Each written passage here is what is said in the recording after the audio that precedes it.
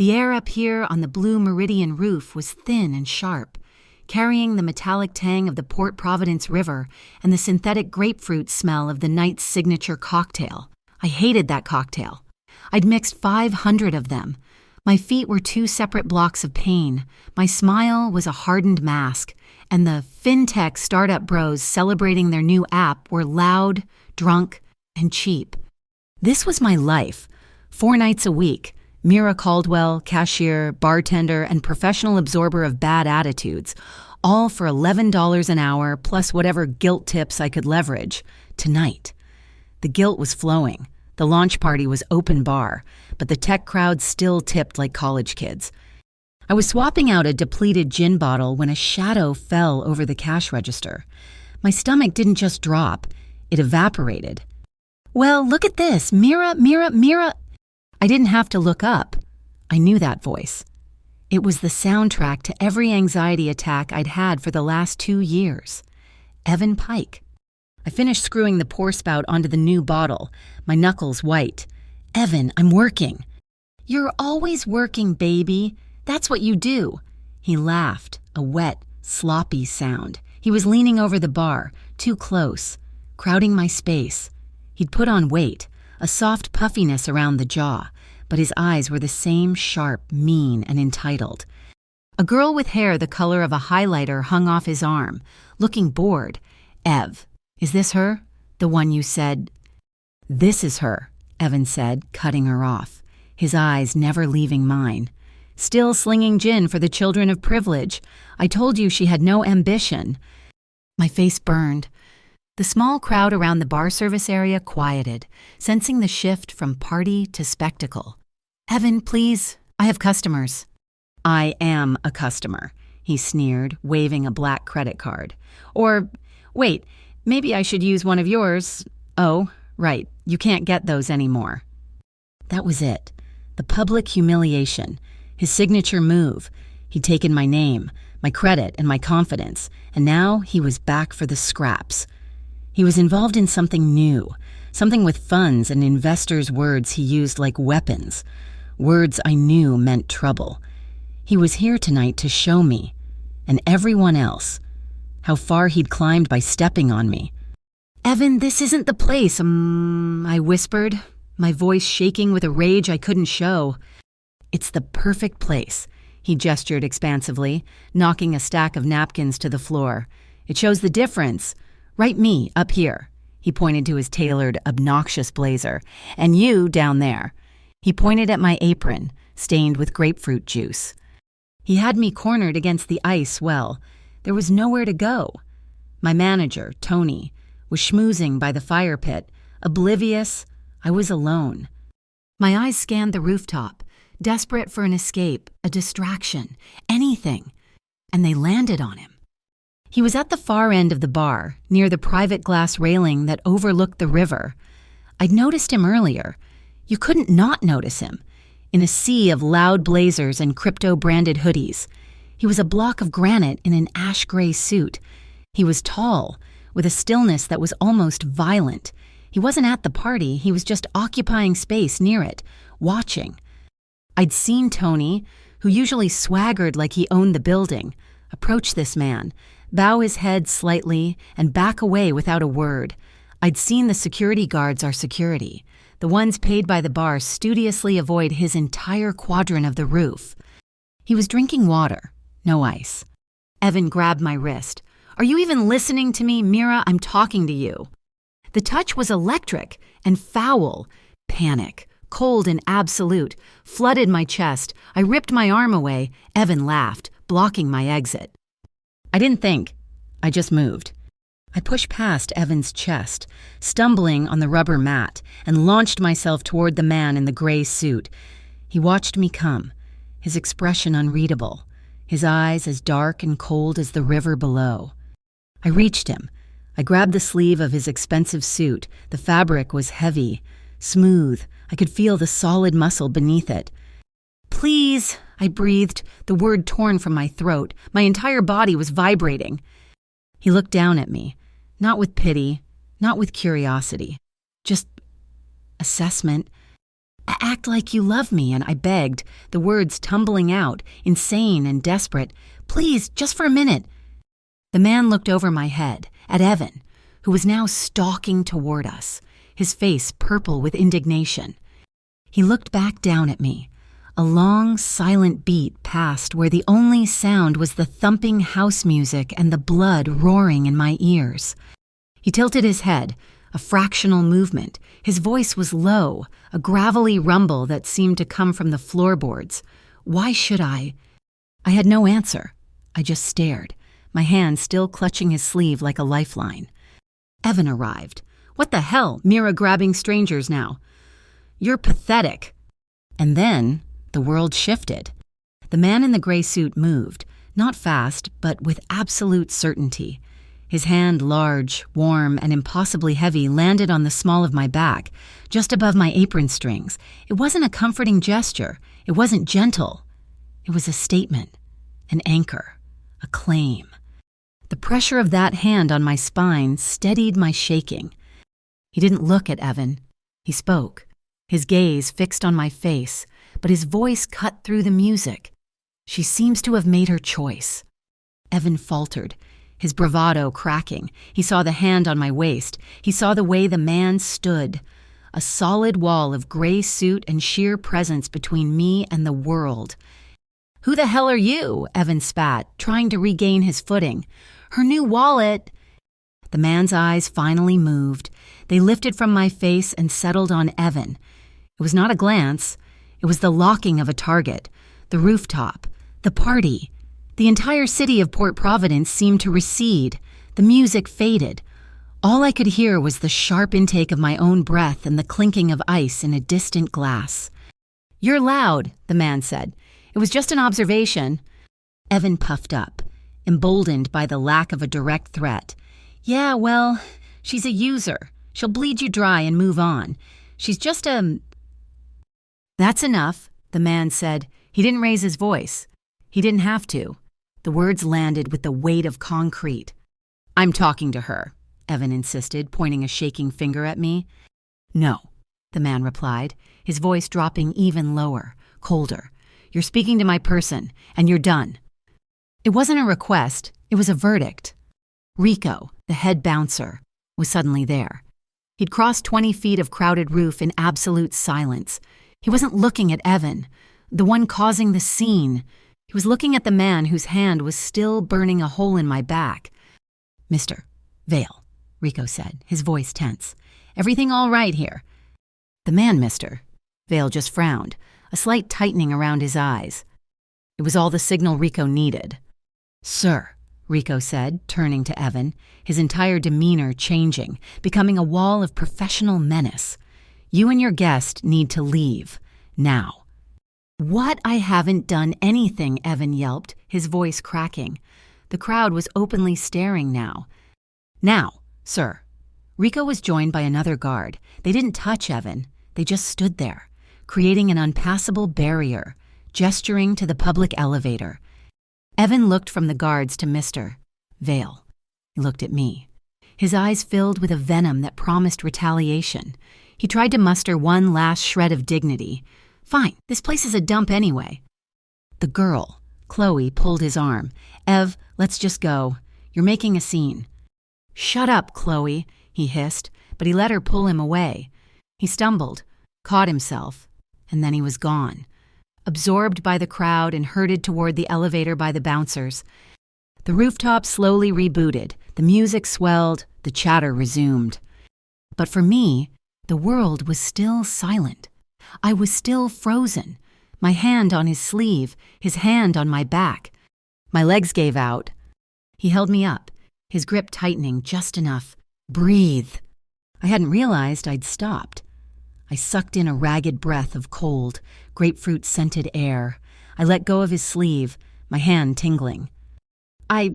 Thank you," I stammered, stepping back. His hand dropped from my back, and the loss of contact was immediate and sharp. I felt cold again. "He's the one who ruined your credit." "Mr." Vale stated. It wasn't a question. My blood turned to ice. I looked up at him, truly seeing him for the first time. He wasn't handsome in the way Evan thought he was. This was something else. His face was all harsh angles and shadows, his jaw tight, his eyes holding an intelligence that was utterly terrifying. He knew. How could he know? I don't know what you mean. Don't, he said, the single word silencing my lie. He looked at the bar, at the mess Evan had made. He looked at my shaking hands. That was a temporary solution. He'll be back. Men like that always come back. I'll handle it, I said, the lie tasting like ash. No, you won't. You can't. He turned his body fully toward me, blocking me from the rest of the party. It felt like we were in a bubble of cold, quiet air. He's into something with a new fund. They're moving money through channels they don't understand. My channels. My heart stopped. My channels? I don't understand, I whispered. You don't need to. He looked down at me, his eyes seeming to catalog every stain on my apron, every crack in my composure. You asked me to act like I love you. I flinched. I was desperate. I'm sorry. Don't apologize for it. It was smart. It was the only move you had. He paused, reaching into his suit jacket. He didn't pull out a wallet. He just leaned in, close enough that I could smell the iron and cold air on his clothes, close enough that his words were for me alone, though I had a sick feeling Evan, halfway across town, could feel the vibration. If you want to be free of him, he said, his voice a blade in the darkness, I have a way, tonight. He didn't offer a card, and he didn't give me a number. He just held my gaze, in the reflection of a passing waiter's tray. I saw the blue neon sign of the bar reflected in his dark eyes. I saw the river. I saw the drop.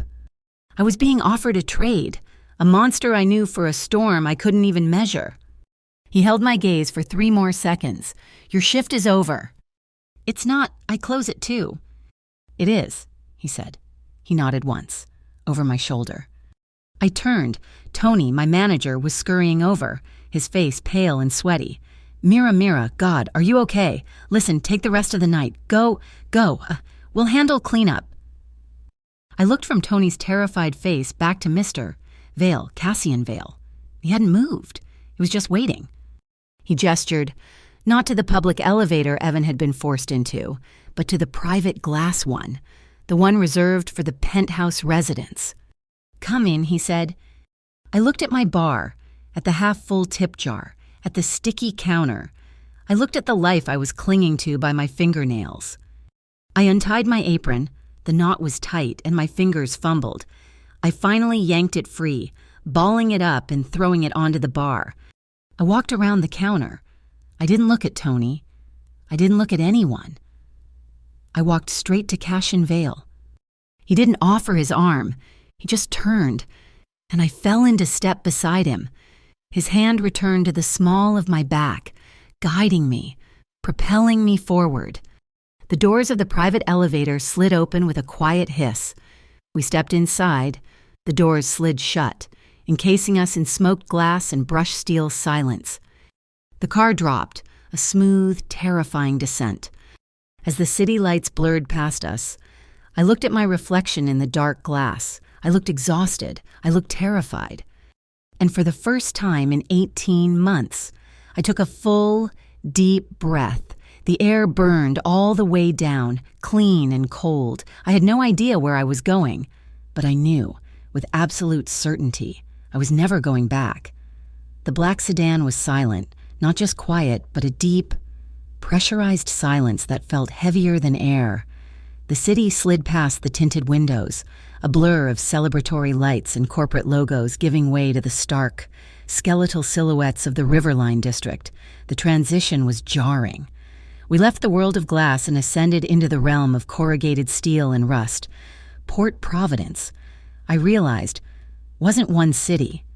It was 2, stacked on top of each other, and I was descending into the foundation.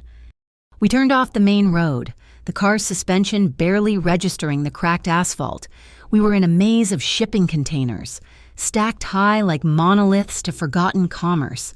The air smelled of salt, diesel, and decay. Here and there, Abandoned warehouses sagged in the darkness, their windows like vacant eyes. This was the city's forgotten gut, a place where things were moved, hidden, and lost. It was a map of sins and secrets, and Cassian Vale drove through it like he owned the atlas. The car slowed to a stop before a massive, windowless warehouse. A chain-link fence topped with razor wire surrounded it. The gate was manned by 2 men. They didn't look like bouncers or thugs. They wore high-visibility vests over dark work clothes, and one held a digital scanner, the kind used to read barcodes on pallets. They looked like perfectly legitimate night shift logistics personnel, except for the way they stood balanced on the balls of their feet and the way their eyes scanned everything, missing nothing. They weren't guarding cargo. One of them approached the driver's side, saw Cassian, and simply nodded, hitting a button on a remote. The heavy gate slid open with a low groan. We drove inside, the gate closing behind us with a final, definitive clang. The interior of the warehouse was cavernous and dimly lit, filled with neat rows of wooden crates and plastic-wrapped pallets. Forklifts were parked in tidy lines. It all looked mundane, boringly legal. But as we got out of the car, I saw more of the logistics workers. They moved with a quiet efficiency that was unnerving. Their gazes lingered a second too long. Their posture was too perfect. They were soldiers disguised as stevedores. Cassian led me toward a structure built into the far wall of the warehouse. It looked like a standard shipping container, painted a dull, anonymous gray. But the door he opened was thick, insulated steel, and it swung inward without a sound. The inside was another world. The walls were paneled in a dark, rich wood. The lighting was soft, recessed. A minimalist desk stood on one side, its surface clear except for a sleek black laptop. On the other was a low table and 2 leather armchairs. A single, large screen on the wall displayed what looked like a global shipping tracker, lines of light crisscrossing oceans and continents. The air smelled of wood polish and black tea. "Sit," he said, gesturing to one of the armchairs. He didn't move to a bar cart. There was no whiskey or brandy. He went to a small, built-in counter where an electric kettle was already steaming. He moved with a practiced economy, spooning loose-leaf tea into a simple ceramic pot, pouring the hot water, his hands steady and precise. He brought 2 cups to the table and set one in front of me before taking the other chair. The tea was dark, almost black, and smelled of smoke and earth. He let the silence sit for a moment, watching me over the rim of his cup. "I run an organization," he began, his voice calm and even. "The Hollow Crown. We are not what you read about in novels. We don't have godfathers or made men. We are a syndicate that manages things. Logistics, high-stakes private arbitration, and, until recently, a very discreet and very efficient network of digital payment processing." He took a sip of tea. "Your Evan, in his haste to appear successful, has partnered with people who stole one of those payment routes, a digital pipeline. They are using it to launder money from their own unsavory ventures, and they are clumsy. They are drawing attention." He paused. "I want it back, and I want them shut down." He looked at me, his gaze intense. "You are the key. You are his documented victim. You have a legitimate, legal reason to pursue him. We can use that. We can file lawsuits, get injunctions, bury him and his new friends in paperwork until they suffocate. It will be clean, legal, and it will work." He let that hang in the air. "Or we can choose a different path, a faster one." My hands were wrapped around the warm cup, the only source of heat in my body. "What did he do to me?" I said, my voice barely a whisper. "He didn't just ruin my credit. He used my name to open credit cards and then max them out on untraceable gift cards and crypto wallets. When I found out, when I told him I was going to the police, he—" I stopped, the memory making it hard to breathe. I instinctively touched my left wrist. The bruise was long gone, but the ghost of it remained, a faint, phantom ache. He made it clear that would be a bad idea. For my health, He said he'd tell everyone I was in on it, that I was the one who taught him how, that no one would believe the bartender over the rising financial star. Cashin's expression didn't change, but something in his eyes hardened. I know. He reached down beside his chair and lifted a thin file folder, placing it on the table between us. I opened it. The first page was a corporate registration for a shell company called Pike Innovative Solutions. The address was a P.O. Box. The director was Evan Pike. The next few pages were printouts from a website. The design was dark, aggressive, the name Cinder Exchange emblazoned at the top. It was an auction site, and the items for sale were lists of names, social security numbers, and credit card details. My name was on one of them, circled in red ink. Evan wasn't just stealing identities, he was selling them. His partners are moving fast, Cassian said. Too fast. They've attracted the attention of people you don't want in your life. He slid another 2 documents from the folder. They were internal memos, watermarked with official seals. One was from something called the FCSD Federal Commerce Security Division. The other was from the MOCD Metropolitan Organized Crime Directorate. Both memos listed Pike Innovative Solutions as a person of interest, and both memos also listed the Hollow Crown as a primary target in their ongoing investigations into unlicensed financial networks. My blood ran cold. I wasn't just caught between Evan and Cassian. I was caught between 2 criminal syndicates and 2 federal agencies. If you stand in the middle, Cassian said, as if reading my thoughts, both sides will try to pull you apart. The feds will see you as leverage against me. Evan's partners will see you as a liability. You will be crushed. He leaned forward slightly. But if you walk with me, I will be the wall between you and all of them. I looked at his face, searching for a lie. For a hint of the same manipulative charm Evan used, there was none. There was no charm at all. He was presenting a business transaction. He was offering a shield, but the shield was forged in a fire I couldn't comprehend. I never believed in saviors or knights in shining armor. Evan had cured me of that fairy tale, but I did believe in logic. I believed in strength. Right now. Evan was the wolf at my door. Cashin Vale was the apex predator who owned the entire forest. The choice was brutally simple. To survive the wolf, you align yourself with the dragon. What do you want from me? I asked, my voice steady for the first time. Next week, the Harbor Light Hotel is hosting the annual Summit for Alternative Asset Management. In reality, it is a conference for every major player in the underground financial world. Evan and his partners will be there, looking for new investors to expand their stolen operation. I will also be there. I need you on my arm. You want me to be your girlfriend? The words sounded absurd. I want you to play the part of my girlfriend, he corrected. A crucial distinction. Evan's narrative is that you are a desperate, clingy ex. Our narrative will be that you left him for someone with more power and stability. It will publicly humiliate him and privately enrage his partners, making them reckless. It gives me access and proximity. For 1 week, you will be my companion. You will listen. You will observe. And you will be untouchable. And after the week is over, the Hollow Crown's accountants will wire funds to settle every fraudulent debt opened in your name. Your credit will be cleared. Your slate will be wiped clean. He pushed a business card across the table. It belonged to a lawyer. Furthermore, a retainer will be paid to this firm. They will establish a legal fund for your protection, shielded by 3 layers of corporate privacy. Should anyone, from Evan to the FCSD, ever attempt to legally harass you again, they will be met with a legal firestorm. It was everything.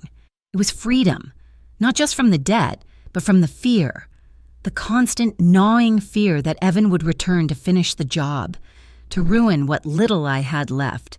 Cassian was offering to burn that fear to the ground and salt the earth. All for a 1-week performance. I looked down at the file, at my name for sale on a criminal marketplace. I thought of the rooftop, of Evan's sneering face and the public shame. I looked at Cassian, at his calm, unyielding presence. He was a storm. Yes, but Evan was a cancer. You don't negotiate with cancer. You cut it out with the sharpest knife you can find. I closed the file folder and pushed it back across the table. I'll do it, I said. He nodded once, a short, sharp motion. For a split second, I saw something flicker in his dark eyes. It wasn't triumph, it wasn't desire, it was something closer to the quiet, grim satisfaction of a debt being settled, a flicker of responsibility, not of possession. Good, he said, rising from his chair. Your education begins in the morning. My education began at sunrise. The penthouse at Glass Row was the complete antithesis of the warehouse, a sterile, minimalist expanse of white marble, chrome, and floor-to-ceiling glass that offered a panoramic, godlike view of Port Providence. Last night I was in the city's gut. Today I was in its cerebral cortex. The transition gave me vertigo. This wasn't a home. It was a beautiful, empty fortress, and for the next week, it was my training ground. My instructors were a trio of specialists who moved with the same quiet, unnerving efficiency as the guards at the warehouse. First was Anya, a woman with a severe black bob and eyes that dissected my posture, my worn-out jeans, and my nervous habit of twisting a strand of my hair. She was the syndicate stylist, but her real job was to weaponize my appearance. Your power is in your silence, she told me, her voice as crisp as starched linen. We were in a vast walk-in closet filled with clothes I could never afford. She wasn't teaching me fashion, she was teaching me armor. Small talk is a weakness. It fills space. You must learn to be comfortable with space. It makes people lean in. It makes them offer information just to break the tension. For an hour, she had me practice walking, sitting, and simply standing. She corrected the slight slump in my shoulders, a habit born from years of trying to make myself smaller. She taught me to keep my gaze direct, not challenging but unwavering. Your questions are not for conversation, she drilled into me. They are hammers, used rarely, but with precision, to secure a point. Next came Julian, the lawyer whose card Cassian had given me. He was older, with a weary face and the calm demeanor of a man who had navigated minefields of legal trouble. We sat in a stark white office space within the penthouse. He didn't offer comfort, he offered survival. The MOCD and FCSD are not your friends, he began, his voice a low monotone. They will approach you. They will be charming. They will imply they can protect you from him. He nodded toward the living area, where Cassian was on a call. If you cooperate, this is a lie. He slid a piece of paper across the table. On it were 3 sentences. I do not recall. I am not at liberty to discuss that. I will only speak with my counsel present. These are the only 3 things you are authorized to say to a federal agent, Julian said. You will memorize them. You will not deviate. You will not get creative. You will not try to be helpful. Am I clear? Yes, I said, my mouth dry. Good, because one misplaced word, one helpful observation, can be twisted into a conspiracy charge that will make your problems with Evan Pike look like a parking ticket. My final lesson of the morning was with Cassian himself. He took me to the main living area, the city sprawling beneath us. Walk to the kitchen, he said. I did. What did you see, he asked when I returned. The view, the furniture. You saw nothing, he said, not unkindly. You saw what was in front of you. You need to see the entire board. He stood and walked the same path, but his movement was different. His head barely turned, but I could tell his eyes were constantly scanning. I am walking a line at 11 o'clock, he explained, pointing toward an imaginary clock face where 12 was straight ahead. It keeps my peripheral vision engaged at a 180-degree angle. I can see the entrance to the terrace to my left and the reflection of the hallway in that chrome sculpture to my right.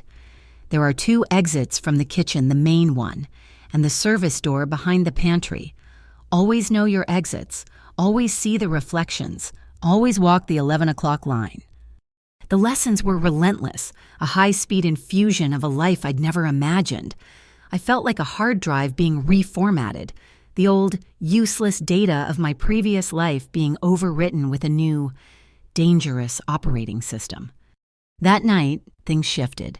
Cashin took me back down to the world of steel and rust, to his office in the warehouse. He placed 2 identical-looking cell phones on the wooden table. One of these is yours. The other is a trap. He explained the concept of a stingray, a device that mimicked a cell tower to intercept mobile communications. Law enforcement uses them. So do our competitors. They are listening for keywords, for names, for Evan's name, for mine. He started to explain the technical details of how the device isolates a signal, and something clicked in my brain. It was like a dusty room suddenly being illuminated. It spoofs the PLMN ID and forces the phone to downgrade its connection to a less secure protocol, making the encryption easier to crack, I said, the words coming out before I could stop them. Cashin paused, his hand hovering over one of the phones. He looked at me, a flicker of genuine surprise in his eyes. I was in my 3rd year of a computer science degree at Port Providence University, I explained, the confession feeling strange and raw. My specialization was in network security. Then Evan. The debt started piling up, the collection calls. I couldn't focus. I couldn't afford the tuition. I had to drop out. The story of my life. A series of doors slammed shut by one man's carelessness and cruelty. Cassian stared at me for a long moment. He slid the burner phone across the table. You'll carry this one. It's broadcasting a dummy signal. It will keep them busy. He pushed his laptop toward me. It was open to a complex data flow chart. Evan's new partners are sloppy. They're laundering money, but they're using a primitive algorithm. As I looked at the screen, the jargon, the network diagrams, it all came rushing back. It was a language I hadn't spoken in years, but I was fluent. It felt like coming home. The next day, the first message arrived on my old phone, the one Cassian had insisted on keeping active. It was from a blocked number. He can't protect you. Get out while you still can. I showed it to Cassian, and he looked at the screen, his jaw tightening. He didn't reassure me. He took the phone and plugged it into a complex rig of hardware in a room I hadn't seen before. A room that looked less like a part of a penthouse and more like a server farm. They're trying to intimidate you, he said, his fingers flying across a keyboard, which means they're worried. I'm routing all your incoming data through a funnel. We'll find them. That room became our lab. For 2 days, we barely left. Anya brought food. Julian checked in with terse legal updates. But the core of the work was just the 2 of us, surrounded by the hum of servers and the glow of monitors. Cassian showed me the raw data from the stolen payment channel. Thousands of microtransactions, a constant stream of digital noise. They're trying to hide the larger sums in the static, he said, pointing to a column of figures. I scanned the numbers, my eyes blurring. Then I saw it, a pattern, a tiny, insignificant number repeating over and over again. $13.57, $13.57, $13.57. There, I whispered, my finger tracing the pattern on the screen. That's it. My heart hammered in my chest. I knew that number. It was the amount of a recurring charge Evan had set up on one of the first cards he'd stolen from me for a subscription to some stupid mobile game he played. He was lazy. He was arrogant, and he was using the same digital fingerprint, the same tiny, insignificant amount, to structure his new money laundering scheme. He was hiding in plain sight. Cashin looked from the screen to my face. I could see a new understanding dawning in his eyes. He had recruited me because I was Evan's victim. He was beginning to see that I was also his biggest threat. He watched me work, my fingers finding the keyboard shortcuts I thought I'd forgotten, my mind mapping out the flow of corrupted data. I wasn't fragile. I was a survivor. And for the first time, I think he realized that protecting someone didn't mean locking them in a cage. It meant handing them the key. That evening, we rehearsed. We built our fiction, layer by layer. I was a brilliant tech consultant he'd met at a conference. I had advised him against a major investment in a new data security firm, saving him a fortune. The story was detailed, plausible, and filled with enough technical jargon to be convincing. It explained our connection and gave me a reason to be at his side that was based on intellect, not just attraction. The final piece of the puzzle arrived with Anya. It was a dress bag. "For the summit," she said, her expression unreadable. I unzipped it. The dress was the color of a midnight sky, a deep, starless blue. The fabric was a heavy silk that felt cool against my skin. When I put it on, it fit as if it had been made for me. It was simple, elegant, and radiated a quiet power I'd never felt before. I walked out of the bedroom. Cassian was standing by the window, looking out at the city. He turned as I approached, and he stopped. He didn't speak. He didn't have to. His eyes traveled from my face, down the line of my neck, to the way the dress clung to my waist. He stood a breath away, so close I could feel the heat radiating from his body. He didn't touch me, but his gaze was a physical thing, a second skin that was more intimate than any touch I'd ever known. He held up a small, silver object. It was a hair clip, exquisitely crafted in the shape of a feather. "For you," he said, his voice low. I reached for it, and he closed his hand around mine for a moment. His skin was warm, his grip firm. "It's more than a clip," he said, releasing my hand. "There's a vibration sensor inside. It records audio, but it only activates—" He met my eyes, his gaze deadly serious. "When you nod your head twice, deliberately." He was handing me the hammer. I took the silver clip. It felt cool and heavy in my palm, the weight of the deal we'd made, the weight of the trust he was placing in me, the weight of the life I was about to step into. The training was over. The game was about to begin. The Harbor Light Hotel was not a building. It was a cathedral of wealth. And tonight, it was full of apostles preaching the gospel of alternative assets. The grand ballroom was lit by a constellation of crystal chandeliers that refracted the light, making the entire room glitter with a cold, sharp brilliance. These were not the loud, desperate tech bros from the Blue Meridian. This was a different species. They were older, quieter, dressed in bespoke suits and understated jewelry that cost more than my college tuition. They spoke in coded phrases, market-agnostic yields, diversified risk portfolios, off-grid compliance, which I now understood was just a very polite way of discussing how to hide and grow illicit money. My silver feather clip was nestled securely in my hair. My dress moved like liquid midnight around my legs. Anya's training kicked in shoulders back. Gaze steady, chin level. I was not Mira the bartender. I was, according to the narrative, the mind that had saved Cassian Vale from a bad 8-figure investment. I was an asset. Cassian's hand rested lightly on the small of my back, the same proprietary gesture from the rooftop bar, but this time it felt different. It wasn't a rescue, it was an anchor. We didn't just walk into the ballroom, we entered. As we moved through the crowd, it was like being the bow of an icebreaker. People didn't just step aside, they seemed to recede. Conversations pausing, gazes turning, a silent ripple of deference marking Cassian's passage. He was a shark in a tank of well-dressed minnows, and I was, for tonight, the remora attached to his side. And then I saw him. Evan was holding court by the champagne fountain, looking smugger and more self-satisfied than I had ever seen him. He was wearing a velvet jacket, and the girl on his arm was new, a blonde with a laugh as brittle as spun sugar. He hadn't seen us yet. He was too busy performing. Then his gaze swept the room and locked onto me. His smile faltered, a split second of pure, unadulterated shock. He saw my dress. He saw the room parting for us. He saw the man at my side. His face cycled rapidly through confusion, then disbelief, then a familiar, ugly sneer. He was repositioning, preparing his attack. He and his new companion started walking toward us, an inevitable collision. "Mira," he began, his voice oozing false concern, "I had no idea you'd be invited. Are you working the cloakroom?" The old panic flared, the instinct to shrink, to apologize, to disappear. I felt Cassian's hand, motionless on my back.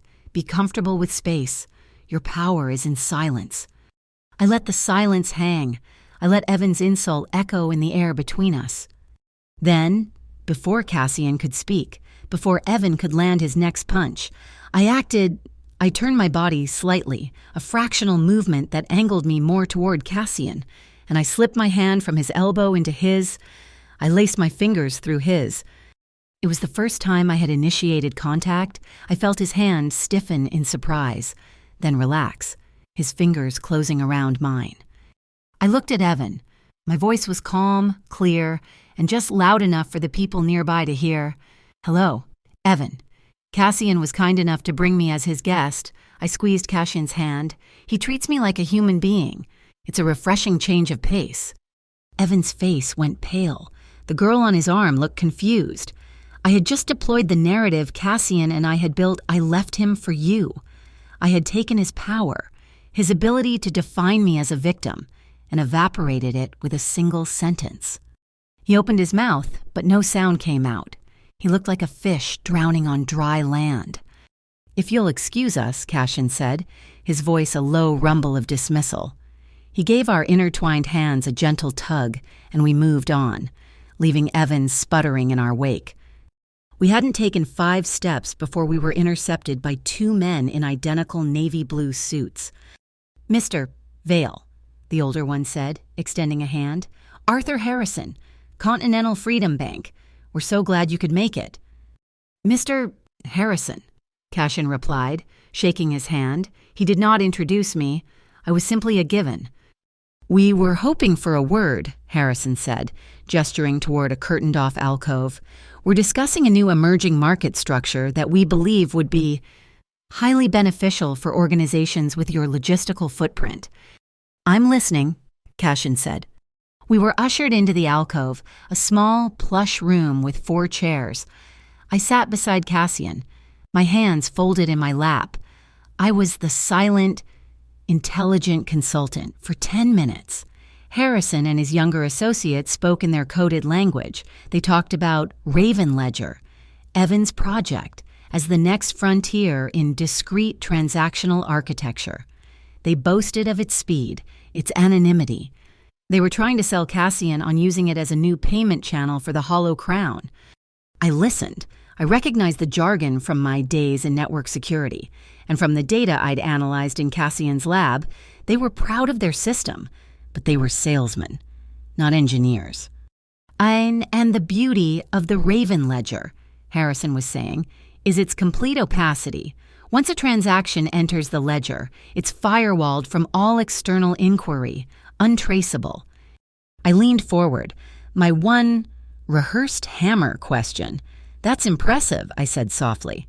Harrison looked at me, momentarily surprised I had a voice. "But how do you handle data integrity during peak load transaction verification if the opacity is based on fragmented validation? Wouldn't a coordinated DDoS attack corrupt the entire ledger? What's your latency on a rollback?" The silence was immediate. Harrison stared at me. The younger associate blinked rapidly. They had no idea what I was talking about. Their system was a house of cards, and I had just pointed out that the foundation was made of tissue paper. Cassian cleared his throat, a valid technical concern, I believe. Before Harrison could formulate a response, the string quartet in the main hall softened, transitioning into a slow, classic ballad. Cassian stood up, extending his hand to me.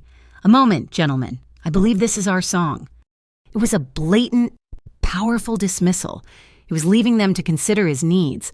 I placed my hand in his, and he led me back into the main ballroom, toward the open dance floor. "That was good," he murmured, his voice too low for anyone else to hear as he pulled me onto the floor. "They're idiots. Their tech is a shiny box with nothing inside."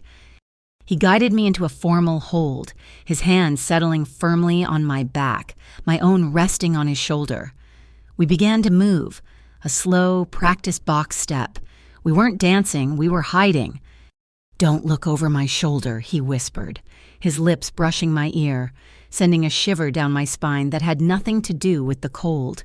MOCD, 2 of them posing as photographers, 9 o'clock by the pillar. I fought the urge to look.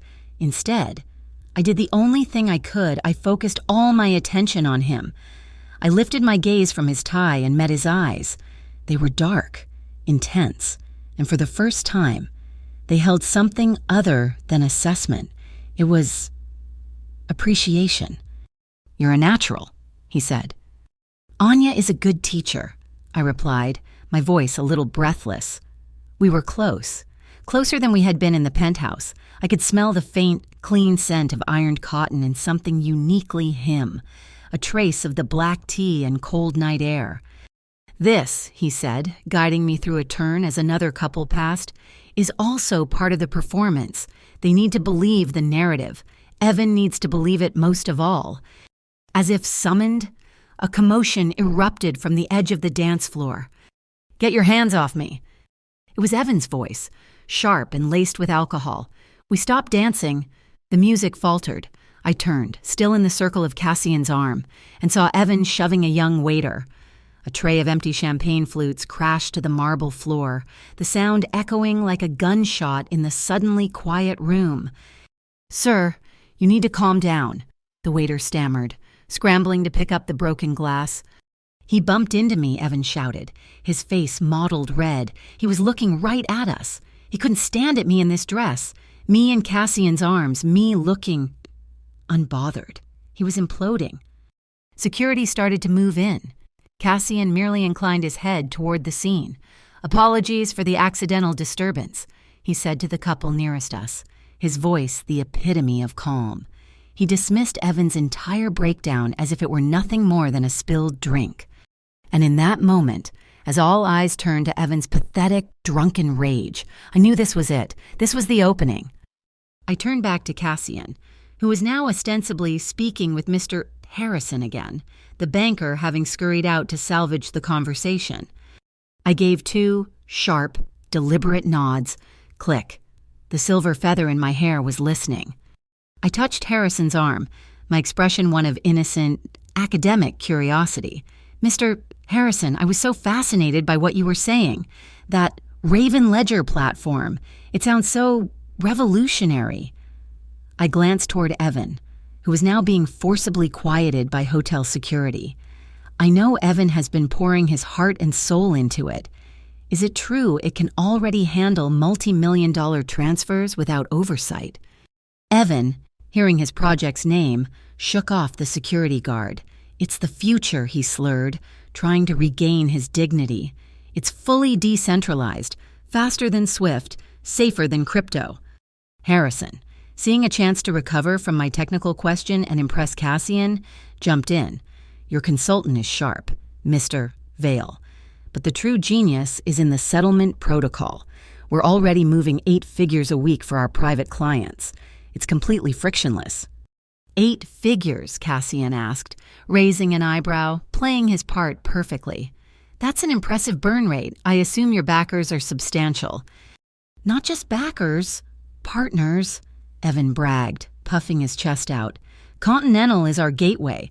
We're clearing transactions for partners in emerging markets. They get clean assets. We get a fee." He just confessed to money laundering in front of a dozen witnesses. "Got you." As if on cue, 2 men in dark suits, real ones, not party guests, approached our group. They were flanked by 2 others in windbreakers marked FCSD. Pike Mister. "Harrison, the lead agent said, his voice polite but firm. "We're from the Metropolitan Organized Crime Directorate. We have a few questions regarding some compliance irregularities with the Continental Freedom Bank." A camera flash popped. The FCSD agent, a woman, held up a microphone. "Mr. Pike, the Federal Commerce Security Division is investigating Pike Innovative Solutions. Can you comment on the allegations of unauthorized data brokering?" Evan's face turned the color of ash. Harrison began to sweat.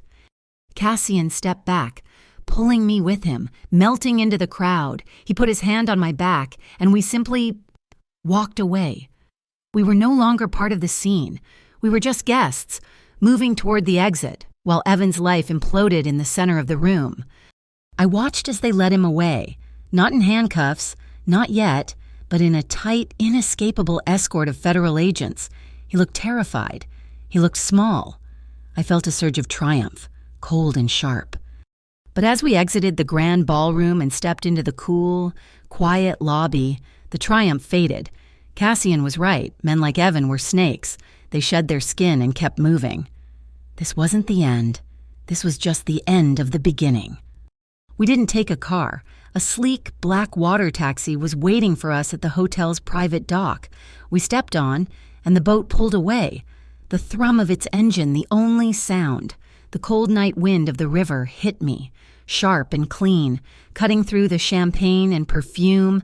It whipped my hair across my face, and I shivered, the adrenaline beginning to ebb, leaving an Arctic chill behind.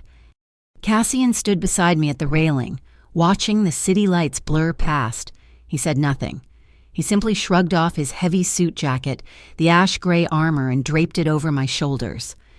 It was impossibly warm. It smelled of him, that scent of tea and iron and cold, clean air. It wasn't a gesture of romance. It was a gesture of provision. It was practical. It was a shield against the cold, and it was, in its simple, silent way, the most profoundly caring thing anyone had ever done for me. I pulled the jacket tighter, my heart hammering in my chest for a whole new, terrifying reason. The warmth of Cassian's jacket was a ghost on my skin long after we returned to the silent, sterile fortress of Glass Row. The adrenaline of the harbor light had curdled into a tense, vibrating energy. There was no celebration. Victory was not an event, it was a process, and we had only just finished the opening move. In the server room, the air humming and cool, we uploaded the audio from the Silver Feather. The recording was surprisingly clean. I filtered out the background noise of the party, the music, the chatter, the clink of glasses, until all that remained was the conversation between Evan, Harrison, and the MOCD agents, and something else. In the moments before Harrison spoke, I isolated a faint, almost imperceptible background sound on his end, a low electronic hum and the distant tinny chime of a bell. "He wasn't using his own phone," I said, running a diagnostic on the audio frequency. "It was a VoIP call, routed through a secure server. The sound profile is commercial grade, not personal." Cassian stood behind me, a silent, imposing shadow. "Find it." It took 3 hours. I cross-referenced the unique electronic frequency of the server's hum with public power grid schematics for Port Providence. Looking for an anomalous energy draw in a non-commercial district, the bell was the final key. I ran it through an audio library until I got a match, a pre-Reformation bronze bell, one of only 3 in the state. 2 were in active churches. One was in the belfry of the derelict St. Jude's Cathedral in the Iron Parish, a decaying industrial wasteland the city had all but abandoned. The church had been deconsecrated for 20 years, but it was drawing enough power to run a small data center. "Paradigm node," Cassian said, reading the name I'd typed on the screen. It was the name Harrison had mentioned in a hushed tone when he thought no one was listening. "That's their hub." "There's more," I said, my fingers flying across the keyboard, pulling up the raw transaction data we'd captured. I initiated a new search, not for large sums, but for the opposite. I filtered for all transactions under $20 originating from the Paradigm Node's IP block. The screen filled with numbers, a waterfall of meaningless micro-payments. And there it was, my ghost, my personal tell, a repeating line item for $13.57, thousands of them. "It's him," I whispered, a cold fury rising in me. "This whole network, it's built on the same exploit he used on me. It's his signature, written 1,000,000 times over." Evan hadn't just joined this operation. He had designed its core engine of theft. His fingerprints were on every single fraudulent dollar. "I'll send a team," Cassian said, his voice hard as flint. He was already reaching for his secure phone. "We'll scrub the server and the priest running it. We'll cut the head off the snake." "No," I said, turning in my chair to face him. The word was out before I could stop it. "Don't..." He paused, his hand hovering over the phone. "Explain." "You'll be doing exactly what they expect you to do." I argued, the logic flowing fast and clear. You'll be a blunt instrument. You'll hit them, they'll scatter, and they'll regroup. You'll take out their server, but the organization behind it will survive. Right now, they don't know that we know about the node. They just think Evan and Harrison were arrested on a fluke. We have the element of surprise. We can't waste it on cutting a single weed when we have the chance to poison the whole garden. He looked at me, his gaze intense, analytical. He was weighing my words, not as a desperate bartender, but as a strategist. I was no longer just the bait. I was part of the trap. "What do you propose?" he asked. "We give them something they want more than their server." I said, "We leak a rumor. We create a fiction about a digital treasury, a consolidated cold storage wallet where the hollow crown is moving its liquid assets before the feds can seize them. We'll make it believable. Route the leak through a channel they think is their own secret source." And so we did. For the next 24 hours, we crafted the perfect lie. We created a digital wallet with a convincing transaction history, filled it with a small amount of traceable crypto, and then, through a compromised accountant in a rival's network, we let it be known that this wallet was being physically moved to a secure container at Pier 9, container AZ-314. The bait was in the water. Dawn at Pier 9 was a symphony of gray sky, gray water, gray steel. From a vantage point in a crane operator's booth 200 yards away, we watched on a bank of monitors. The Hollow Crowns team, disguised as a longshoreman's crew, was in position. They were invisible, silent, ready. Just after sunrise, a black van with no plates rolled up to the pier. Evan got out. He looked haggard, paranoid, his arrogance replaced by a twitchy desperation. He was with 3 other men, all of them armed and trying to look tough. He'd been released pending investigation, just as Julian the lawyer had predicted. They saw him as a small fish who could lead them to a bigger one. And Evan, true to form, was swimming straight into the jaws of a leviathan. They used bolt cutters on the container's lock. They swung the heavy doors open. Our men started to move in, a silent, converging perimeter. The net was closing. Then came the sirens. Not 1 or 2, but a dozen, screaming through the morning mist. 2 black SUVs and 3 marked FCSD cars screeched onto the pier, their lights flashing, painting the scene in frantic strobes of red and blue. Agents piled out, weapons drawn, shouting. Federal agents, hands in the air. The trap was shattered. Our team melted back into the shadows of the containers. The operation aborted. Evan and his crew threw their hands up, looking utterly bewildered. On our monitor, Cassian's face was carved from stone. He said nothing. He didn't have to. The FCSD wasn't supposed to be here. Not now. Not this fast. They hadn't just stumbled upon this. They had been sent. Someone had tipped them off. Someone had leaked our plan. Back in the silent penthouse, the fury was a palpable thing. Cassian paced the length of the glass wall, a caged tiger. The feds had Evan, yes, but they'd also seen the container, the setup. We had exposed our hand for nothing. The element of surprise was gone. "There's a mole," Cassian said, his voice flat and lethal, "inside my organization." My blood ran cold. The thought was terrifying.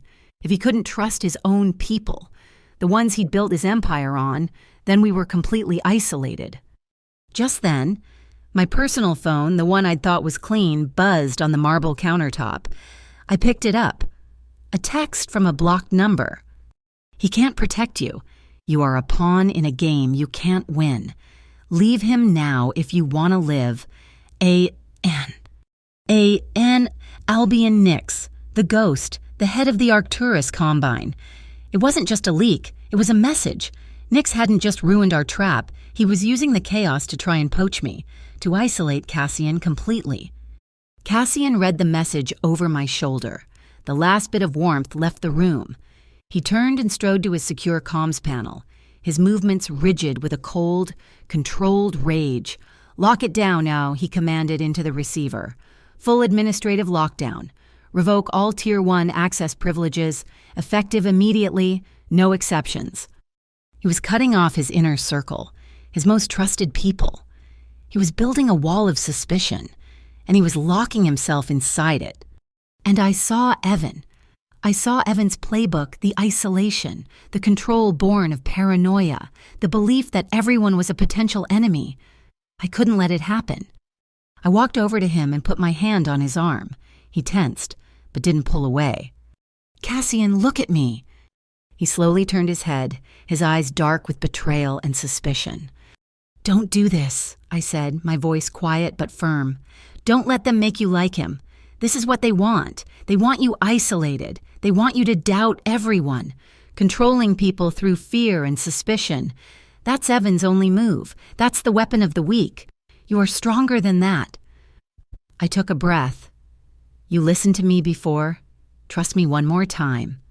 I held his gaze, willing him to see me, to see the truth in my words. For a long, silent moment, the only sound was the hum of the servers. He was at a crossroads. He could retreat into the fortress of his paranoia, or he could take a leap of faith. Slowly, deliberately, he raised his hand and terminated the call. He turned back to me, the hard lines around his eyes softening just a fraction. "They expect us to hunt for the leak," I said, pressing the advantage. "They expect us to hit their hardware again, so we do the opposite. We change the game. We forget the treasury. We create a blacklist instead."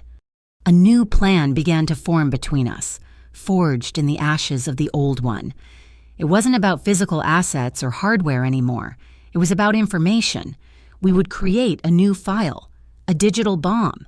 It would contain every piece of dirt. We had the full transaction logs from the Raven ledger, the names of Continental's illicit clients, a detailed map of the Arcturus Combine's money laundering network. It would be an extinction-level event for their reputations. "We can't just release it," Cassian said, his mind already working, seeing the angles.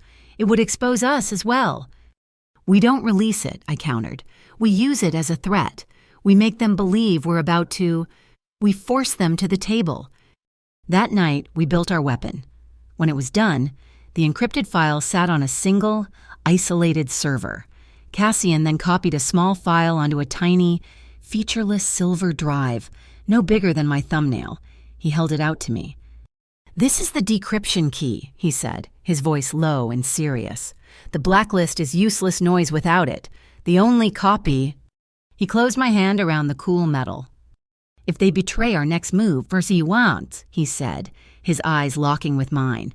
"If I am compromised, you send this key to every name on Julian's media list. You press the button." I stared at the drive in my palm. The woman who had begged a stranger on a rooftop to save her from a pathetic bully was now holding the power to burn down 2 criminal empires.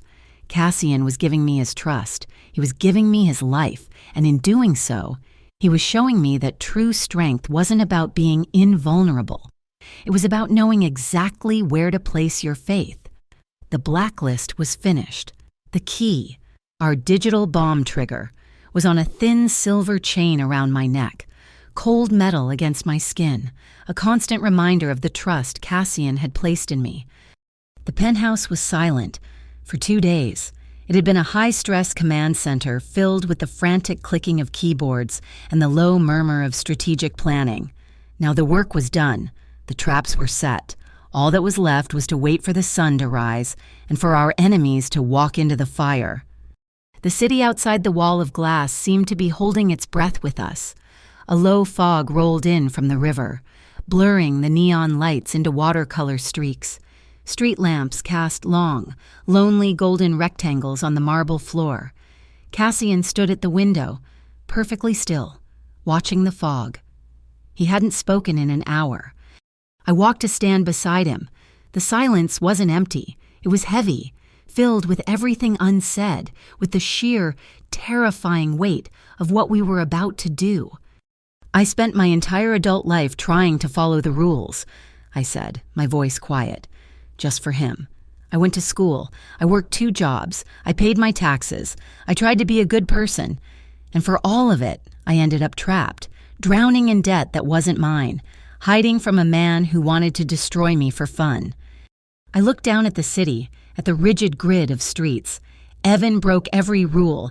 He lied, he stole, he hurt people, and he was winning. Until he ran into you.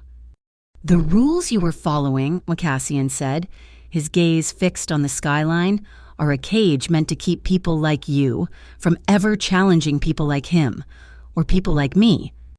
"And what if I don't want to be in either world?" I whispered. "This, living in the shadows, making your own laws. It's just as terrifying." "The shadows are honest, at least," he replied, his voice a low rumble. "The light is full of liars. The only question is which darkness you can survive in." He finally turned his head, his eyes meeting mine. "You've already proven you can survive." The confession was on my lips before I could stop it. I'm not afraid of them anymore. Not Evan, not Albie and Nix, not the FCSD. I took a shaky breath. The admission costing me everything. I'm afraid of this. I'm afraid of trusting the wrong kind of power again. I'm terrified that I'll wake up and realize that I'm just another version of him, he finished, his voice raw. I couldn't answer. I just held his gaze. He was silent for a long moment, the man who held the city in his fist, the man who moved armies with a single command. When he spoke, his voice was stripped of all its authority, leaving only a stark, human vulnerability. Power is simple, Mira, it's leverage. It's acquisition and control. I can buy loyalty. I can destroy companies. I can move mountains of steel and data. He looked down at his own hands, large and capable, as if seeing them for the first time. I know how to acquire anything. I don't know how to not lose. He looked back at me, his eyes dark with a fear. I recognized the fear of the one thing you can't control. I'm afraid of losing something I can't buy back, something I have no leverage over. He was talking about me. The admission hung in the air, shifting the gravity in the room. The distance between us was no longer a physical space. It was a question. He didn't move, but the stillness was no longer his armor. It was his surrender. He was waiting. He lifted his hand, slowly, deliberately, giving me an eternity to step back, to flinch, to break the connection. He didn't presume. He didn't take. He just offered. He stopped an inch from my face, his eyes asking the question his lips couldn't. I didn't move. I didn't breathe. I gave him my stillness as an answer. His fingers, impossibly warm, brushed the line of my jaw. It wasn't a caress, it was a discovery, a mapping of new territory. Then his thumb rested gently on my cheek. I leaned into the touch. A fractional movement, and it was all the answer he needed. He closed the final distance. The first kiss wasn't a collision. It was a landing. It was deep and slow and impossibly gentle. A promise of patience I had never known. There was no conquest in it, only relief. It was the end of a long, cold war, a treaty signed in the silence of the penthouse. His other hand came to rest on my back, fingers spread wide, a solid, grounding presence. He wasn't pulling me closer. He was holding me steady, as if I might shatter. My own hands, which had been clenched at my sides, found their way to his chest. I splayed them over the fine cotton of his shirt and beneath my palms. I felt it, his heart. It wasn't the calm, steady rhythm of a man in control. It was a frantic, powerful drum, beating as hard and as fast as my own. He was as terrified as I was. We broke the kiss, breathing the same air. We just stared at each other, our foreheads almost touching. And then, as he shifted to pull me closer, his hip bumped the sharp marble corner of the coffee table. He let out a low grunt, a completely unguarded, human sound. I laughed, a sudden, breathless burst of sound. His eyes widened in surprise, and then the corners of his mouth tilted up in a rare, genuine smile. The tension that had held the room shattered, evaporating like the fog outside. As if on cue, the first drops of rain began to tick against the glass, a quiet, rhythmic percussion. He didn't say a word, he just looked at me, his smile fading into something more intense. And then he bent, sliding one arm under my legs and the other behind my back, lifting me as if I weighed nothing. I wrapped my arms around his neck. He carried me the few steps to the long, low sofa that faced the window and the storm. He didn't lay me down. He sat, cradling me in his lap, so we were facing each other, a tangle of limbs and shared breath. He rested his forehead against mine. I could feel the stubble on his jaw, smell the clean, sharp scent of his skin. "Mira," he whispered, his voice rough. "We don't have to do anything. We can just stay right here." It was the ultimate permission, the final, healing antidote to Evan. He was giving me all the power, and I used it. I looked him in the eyes, my heart so full I thought it might burst, and I kissed him. I started it. I pulled his face to mine, and this time, the kiss was not gentle. It was a choice. It was my choice. It was a claim.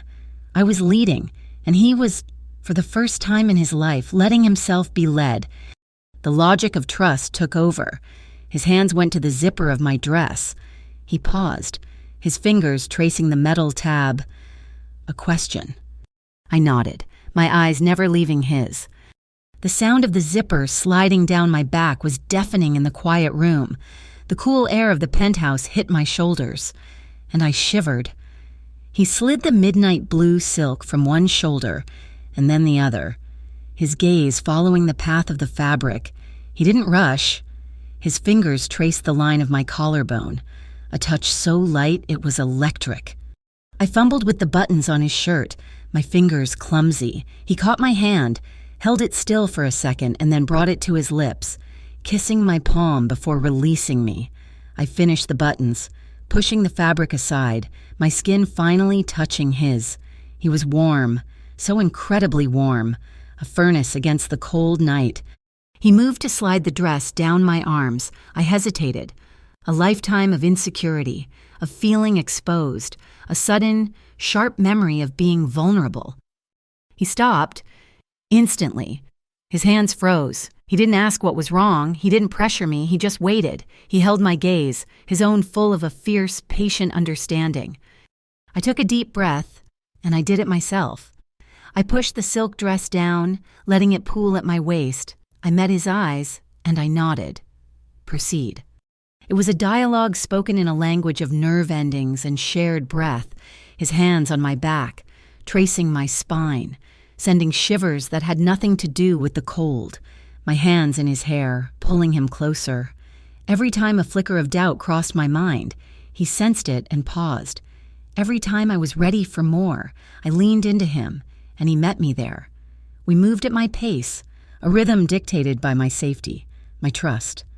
The rain was lashing against the glass now, a torrential downpour that drowned out the city. It was just us, an island in the sky, wrapped in a storm of our own making. It wasn't a fire, it was a deep, flowing current. It was the feeling of his skin against mine, the warmth, the slide, the way our breathing began to match, to sync, to build into a single, shared crescendo. My silver feather clip was still in my hair. He found it as his fingers tangled in the strands. He paused, his movements becoming infinitely gentle. He carefully unclipped it, pulling it free. He looked at it in his palm, the symbol of our secrets, our plot, the tiny weapon of our war. He reached over and placed it on the marble table, a deliberate, symbolic setting down of arms. The digital clock on the far wall glowed, 2:17 a.m. The world went quiet. There was no city, no enemy, no plan. There was just the sound of the rain and the slowing of our breath and the feeling of his heart beating against mine. After a long time, the chill of the room began to seep in. He sensed it before I did. He reached for the heavy cashmere blanket draped over the back of the sofa and pulled it over us, cocooning us in warmth. He didn't kiss me. He lifted my hand, the one that wasn't tangled in his shirt, and brought it to his lips. He pressed a kiss to the back of my hand, a gesture of profound, almost reverent respect. I smiled, a small, tired, certain smile. The last of the ice around my heart had finally melted. There were no vows of forever, no promises of a life without shadows. We both knew the sun would rise, and the storm we had built was waiting for us. But for tonight, we were just two people, finally breathing the same air. We would face the morning, together. The morning was sharp and cold. After the warmth and quiet confessions of the night, the return to the world of strategy was a jarring, metallic shock. But the intimacy remained. It was in the way Cassian's eyes met mine over his cup of black tea, a silent, shared understanding. We were no longer two separate entities. We were a single, unified front. The Aurelius Arts Council exhibit was the perfect stage. It was a legitimate charity event, one the Hollow Crown had been bankrolling for years. The patrons were Port Providence's old money, mingling with the city's new, crypto-rich elite.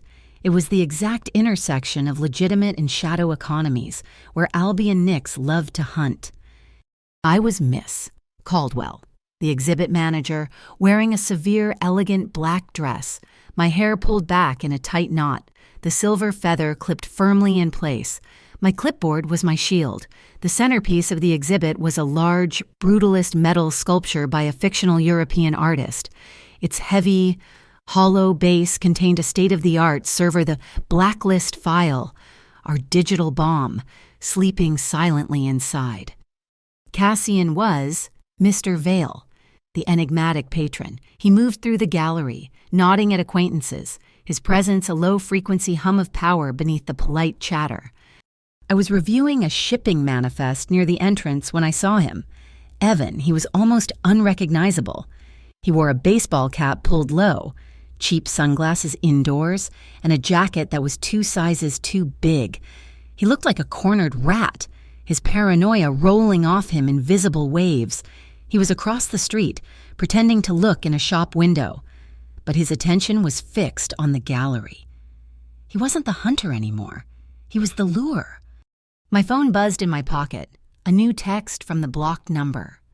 North Wharf Station, high noon. Bring the key. Come alone. He'll be there. Evan, Albion was using him as a carrot and a stick. There was no time for a discussion. I caught Cassian's eye from across the room. I gave a single, almost imperceptible nod toward the door. It's time, and he nodded back. I'm right behind you. The transition was a series of fast cuts. The sterile, quiet gallery gave way to the chaotic, echoing cavern of North Wharf Station. The lunch hour crowd was a river of humanity, a churning, anonymous sea. I had changed in the car.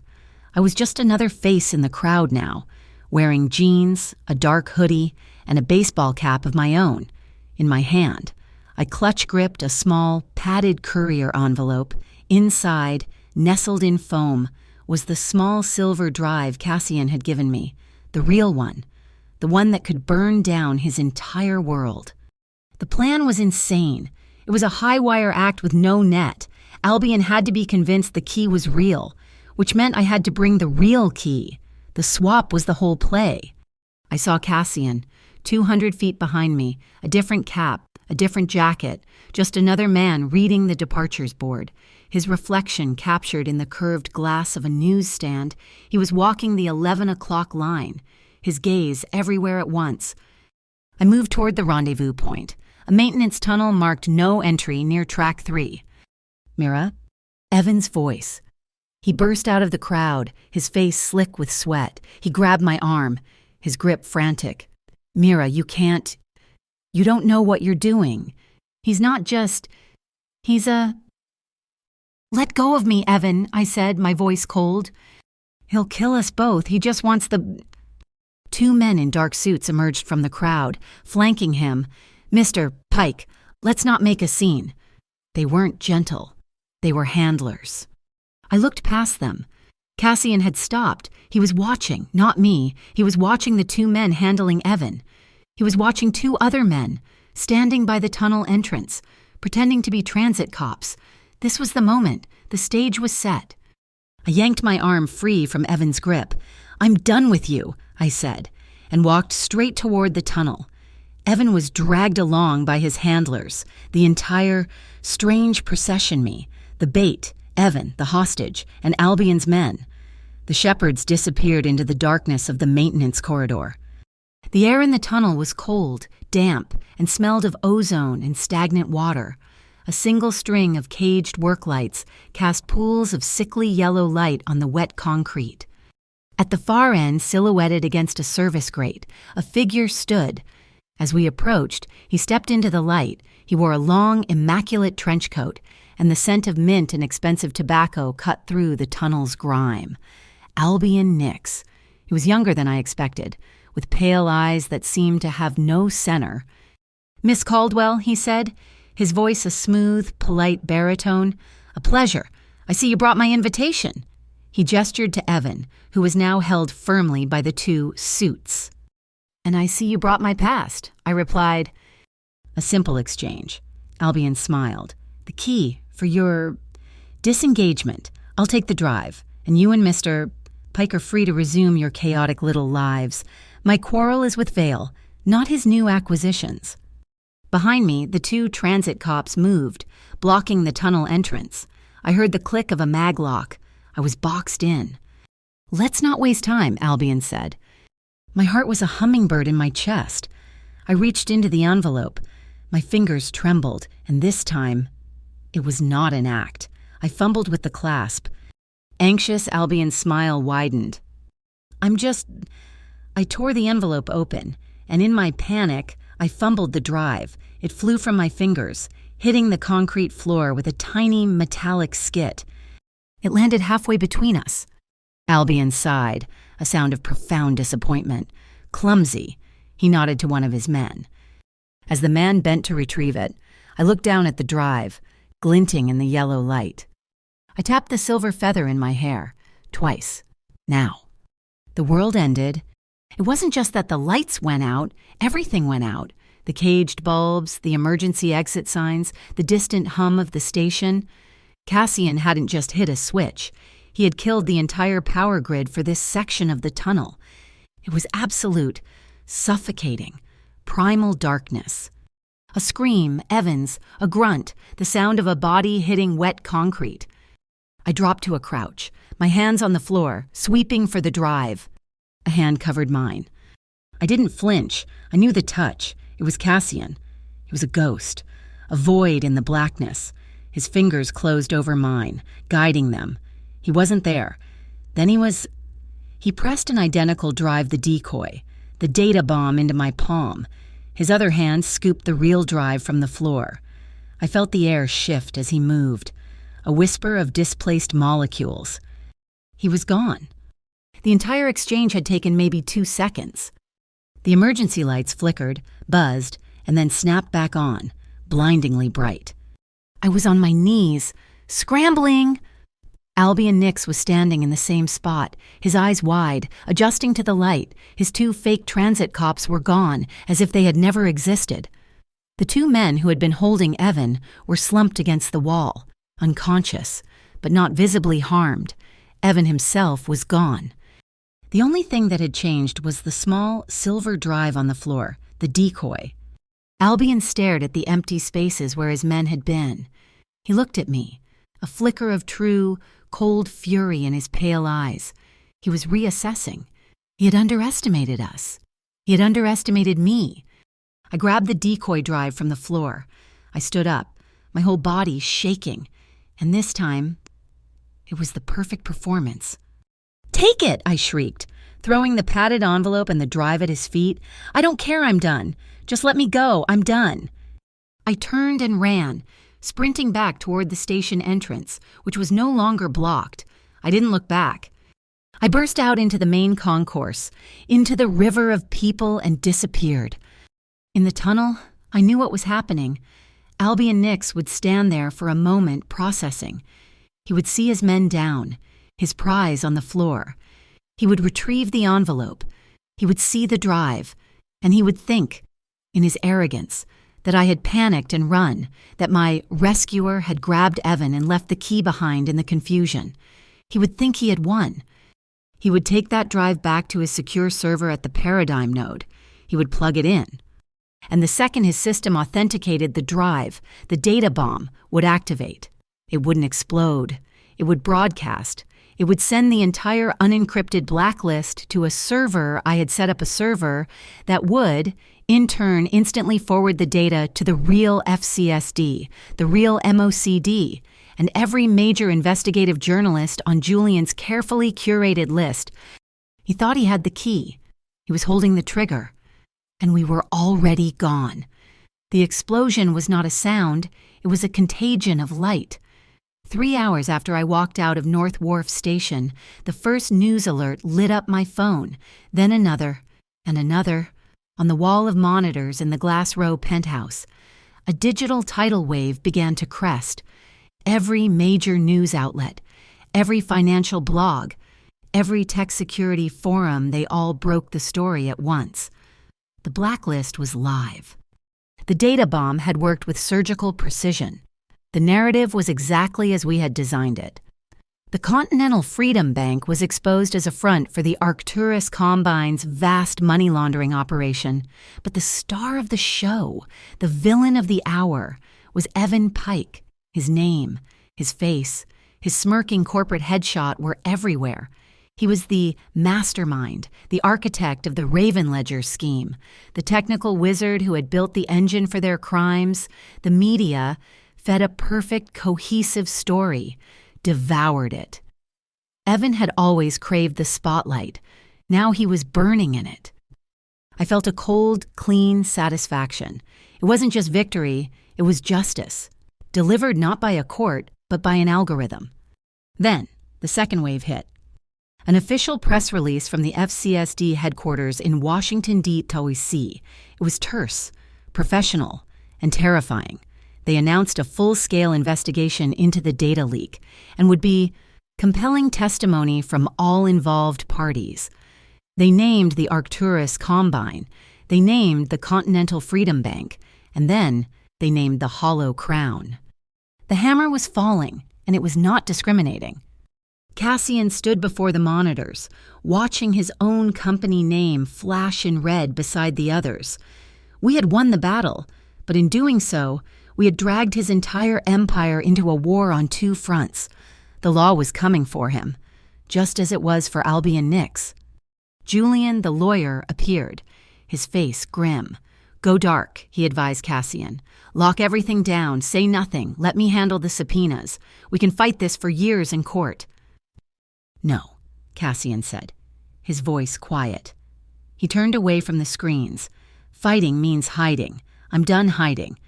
He looked at me, and in his eyes, I saw not a crime boss, but a CEO making the ultimate pivot.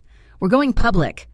The press conference was held on a windswept pier by the river, with the Port Providence skyline as a backdrop. It was Cassian's territory, a deliberate choice. He wore a simple dark suit, no tie. He looked less like a syndicate boss and more like a captain of industry weathering a storm. Julian stood to his right, looking funereal, and I stood to his left. I wore a simple, unadorned gray dress. My hair was down. I had no clipboard, no title. My only role was to be present. The cameras flashed, a wall of blinding, popping light. The reporters shouted questions, a chaotic chorus of accusations. Cassian stepped to the microphone. The chaos ceased. "My organization, the Hollow Crown, has for years operated within a gray ecosystem," he began, his voice calm and carrying over the wind. "We provided services, some legitimate, some less so, in a world that official channels refuse to acknowledge. We did not create this world, but we profited from it. That ends today." A murmur went through the press corps.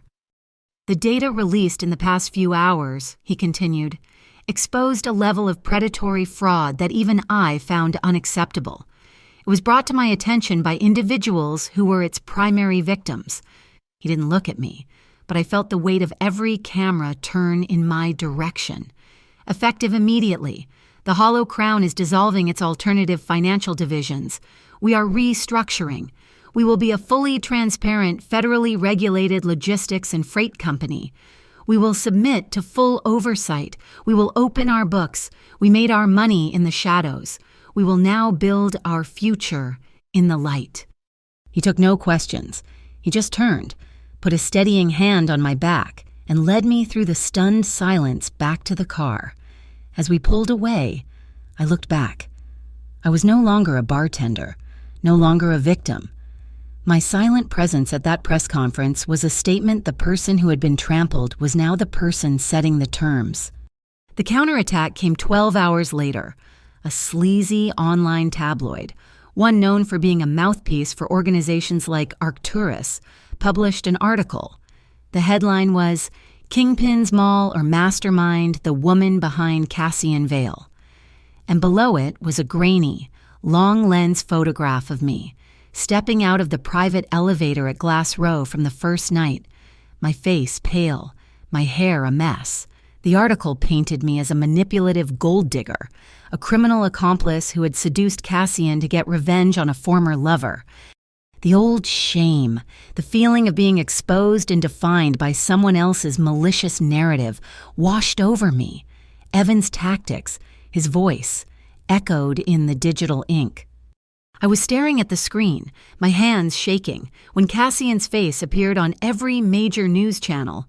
He hadn't called another press conference.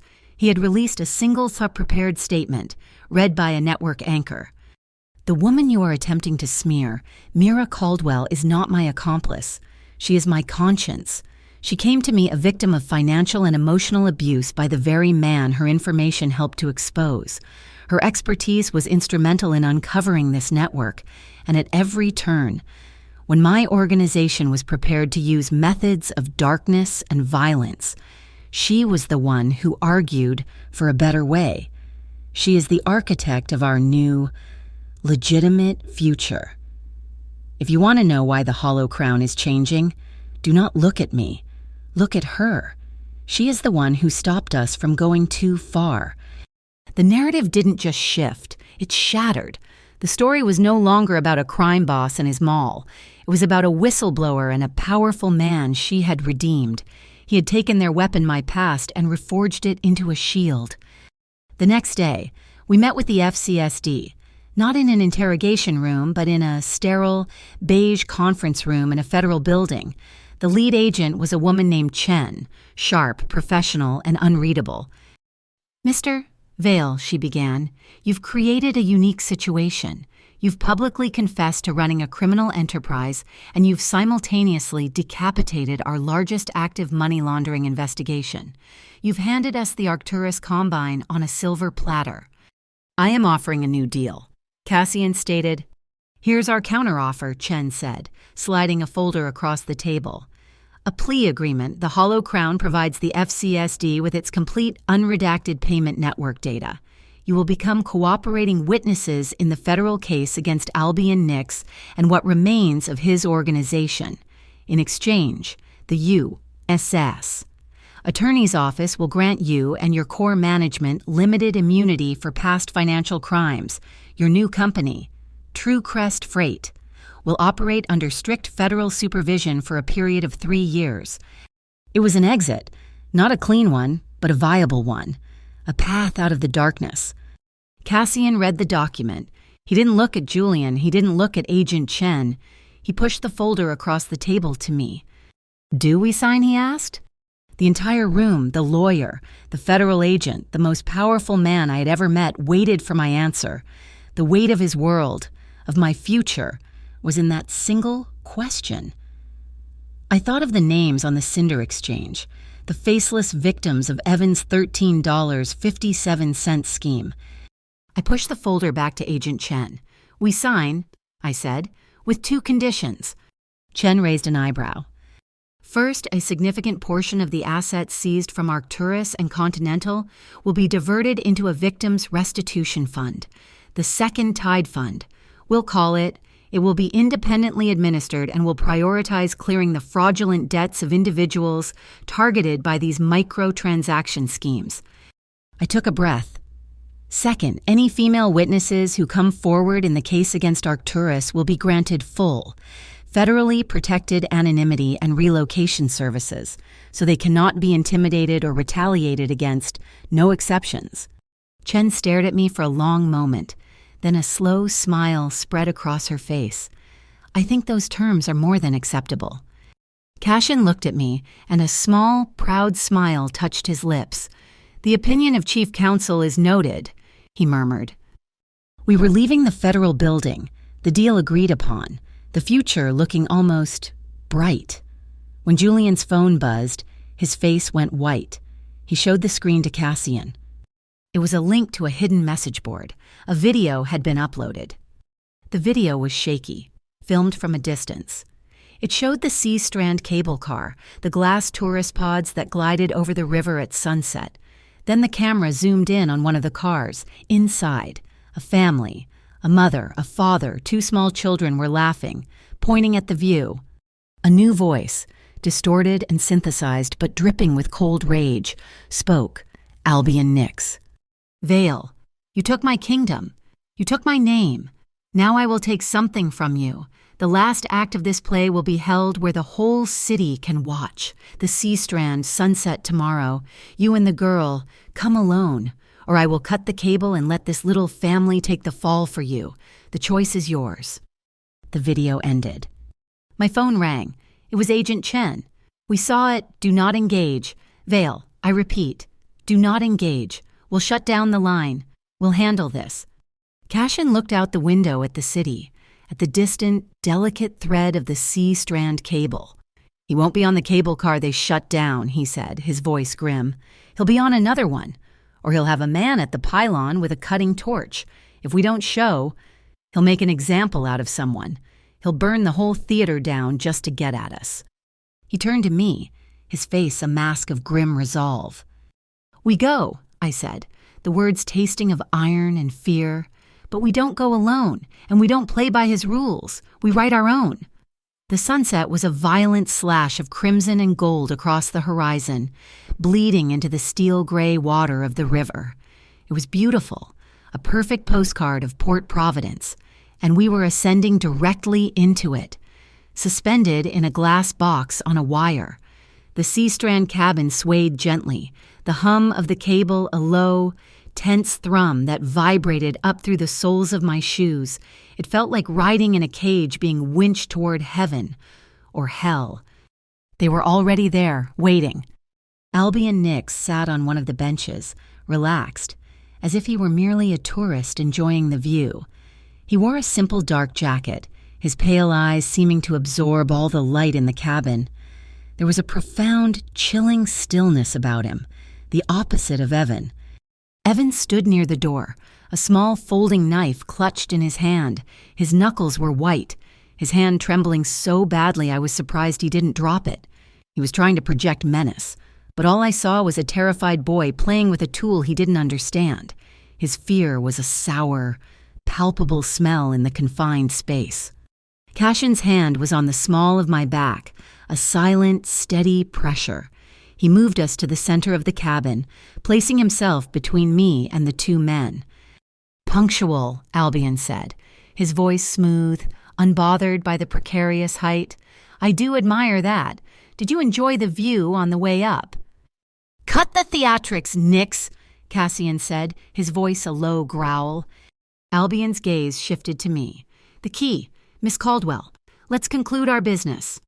My heart hammered against my ribs, a frantic, trapped bird. I reached up and lifted the thin silver chain from around my neck.